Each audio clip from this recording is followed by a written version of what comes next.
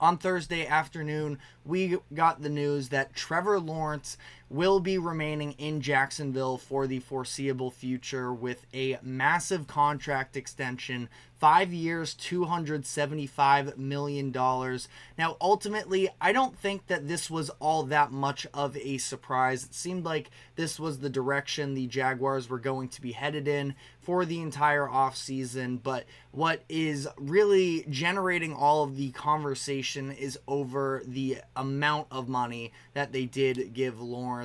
So it is $200 million guaranteed. The average annual value is $55 million per year, which puts him right alongside Joe Burrow. Burrow signed his contract extension last offseason, and he got an almost identical deal, 5 years, $275 million. It was a little bit more guaranteed money, $219 million in the case of Joe Burrow, but I do think that it's important to at least keep in perspective that we know year by year these contracts are going to continue to increase. So as much as Joe Burrow, Trevor Lawrence, I think the vast majority of NFL fans would pick Joe Burrow over Lawrence, but at the same time, just keep that in the back of your mind when you talk about the increase in quarterback salaries per year. And Lawrence also surpassed another handful of very notable players, notable quarterbacks, that signed extensions last season, more than Justin Herbert, Jalen Hurts, and Lamar Jackson. Now, again, keep in mind that when we are having this conversation a year later, Lawrence's deal is coming off of the heels of Jared Goff signing his contract a month ago, where Goff signed a 4-year deal worth $212 million, $53 million per season. Now, a lot of people also had issues with that deal. So, to some degree, if you don't like either of these quarterbacks in Trevor Lawrence and Jared Goff, you can make the argument, two wrongs don't make a right. Just because one person overpays doesn't mean that you need to either. Absolutely fair to some degree. I think that there is a little bit of a difference with Trevor Lawrence in considering where the Jaguars are currently at. They won a playoff game in 2023, but this isn't a franchise that is necessarily fully bought in on. This is a Super Bowl or bust season. They spent the first overall pick on Trevor Lawrence in 2021. And listen, it hasn't been, all pretty up to this point by any means for Trevor Lawrence. Since entering the NFL, he is number one in total turnovers in the entire league.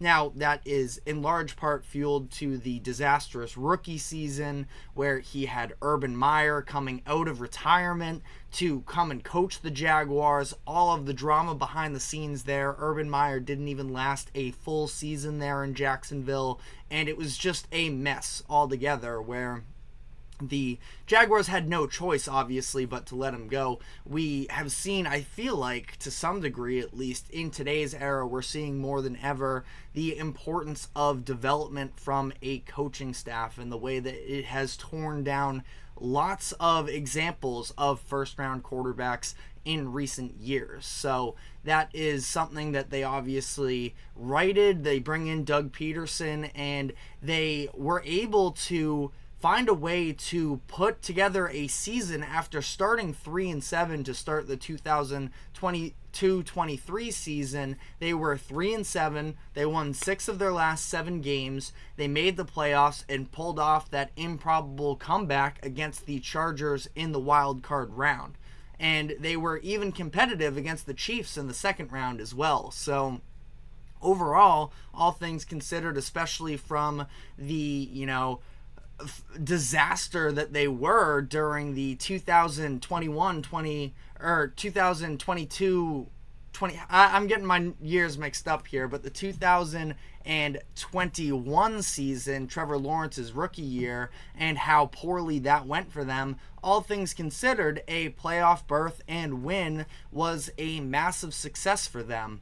And now they are at a point here where Trevor Lawrence last year, the team in general went in the reverse direction from the year prior, where after a slow start in making the playoffs. In 2023, the Jaguars seem to be in prime position to not just make the playoffs, but maybe make some more noise, where they were 8-3. They were at the top of the conference, and then they lost 5 of their last 6 games, choked away the division, and missed the playoffs. Now, I think that really we saw when this all turned sideways for the Jaguars was that Monday Night Football game where Trevor Lawrence ended up going down with an ankle injury in the fourth quarter. It was the shootout against the Jake Browning-led Bengals, and once Lawrence went down, they end up losing that game in overtime because I think it was CJ Beathard who stepped in for the Jaguars, was just obviously not the same level of production.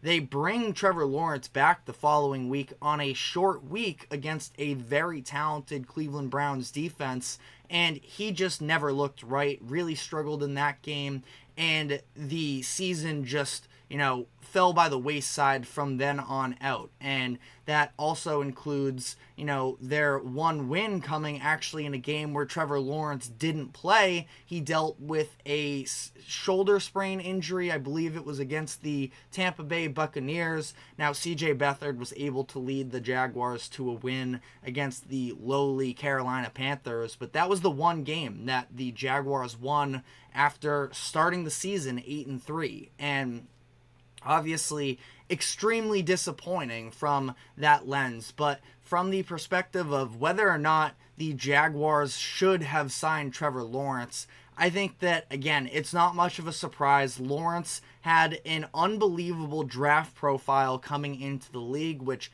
as we get further and further from that 2021 draft, is going to mean less, but it is still in recent history. He was viewed as the best quarterback prospect since Andrew Luck, and he has shown some flashes throughout his young career. Now, again, not all of it has been perfect, and the turnovers are the number one thing that Trevor Lawrence is going to have to work on. Some of the consistency of the greatness as well, and this feels like it's going to be a little bit of a make or break season for Trevor Lawrence. But that being said, if you're the Jaguars, you just saw Jared Goff get $53 million a year. You know the price is only going to continue to go up as years go on. And as we dive into our next segment and we talk about somebody like Brock Purdy, who has had a lot of success, especially, in relation to team success since he has stepped into the league with the San Francisco 49ers,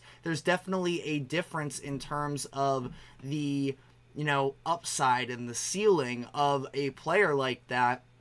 We do think, I at least think, that Trevor Lawrence is at least going to hit some level of expectations. Now,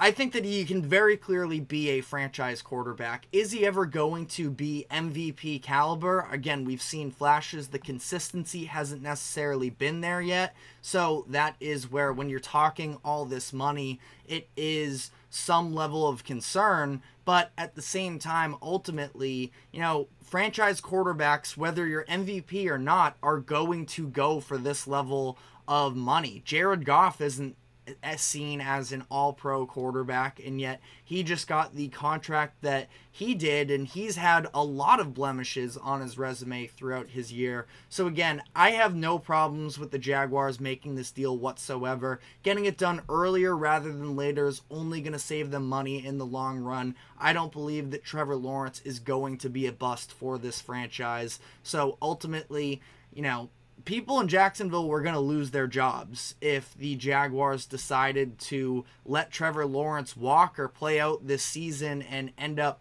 being that star that he was thought to be coming into the league, but in a different jersey. So the Jaguars get the deal done. Again, ultimately, I understand. It feels like we have this overreaction as sports fans across all leagues. The NBA, we see it all the time, where, Jaylen Brown just became the highest paid player in the NBA this past offseason. Everybody said that was far too much, and he is likely going to win a finals MVP. Now, I'm not saying, team success or anything like that is a direct correlation. But Jaylen Brown, who was this massive topic, how did he get so much money? He's going to be buried in, within the next couple of years. Jason Tatum this offseason is going to make more money than him. And this is just what we continue to see, the market resetting and building up year after year. So I think that if anything, you're going to look at some of these other contracts that are going to come out after Jordan Love or Tua Tagovailoa or Dak Prescott, and we're going to see that much more money being spent on the quarterback position